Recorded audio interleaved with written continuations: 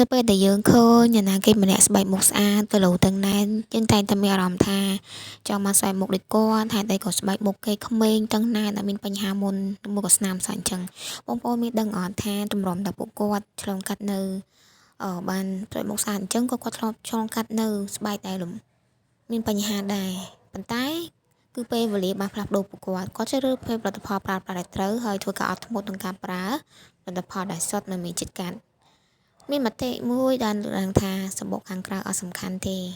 គឺសម្បុកខាងក្នុងភាពស្រស់ស្អាតមកពីខាងក្នុងទៅសំខាន់ហើយក៏មានមតិមួយទៀតដែលបានលើកឡើងថាអឺភាពស្រស់ស្អាតគឺស្អាតទាំងខាងក្នុងទាំងខាងក្រៅហើយក៏មានមតិមួយទៀតលើកឡើងថាសម្បុកខាងក្រៅនេះគឺសំខាន់ជាងសម្បុកខាងក្នុងទៀតហេតុអីសម្រាប់អ្នកដែលអត់ស្គាល់យើងគឺគេមិនដែលវាតម្លៃសម្បុកខាងក្នុងយើងទេគឺគេវាតម្លៃត្រឹមតែសម្បុកខាងក្រៅសម្រាប់នាងខ្ញុំគឺនាងខ្ញុំយល់ថាសម្បុកខាងក្រៅនេះហើយគឺជាអ្នកដែលបញ្ជាក់នឹងកំណត់ថាតើយើងស្រឡាញ់យកចិត្តទុកដាក់ជាមួយខ្លួនឯងបានកម្រិតណាតើពេលវេលា24ម៉ោងរបស់យើ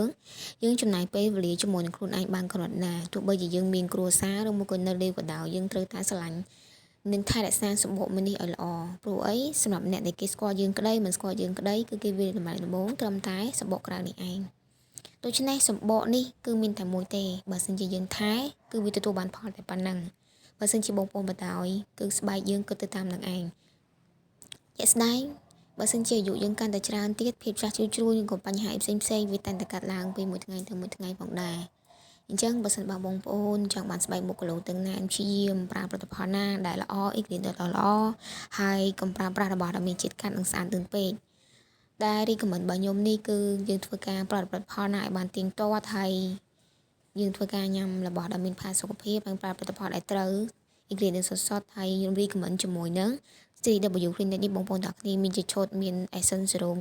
ជាមួយនឹងគ្រីមហើយនឹងអាយគ្រីមផងដែរបងប្អូនឃើញខ្ញុំដាក់កាមេរ៉ាស៊ីនឲ្យបងប្អូនមើលតែម្ដងលាបហើយគឺស្បែកខ្ញុំតឹងណែនតែម្ដង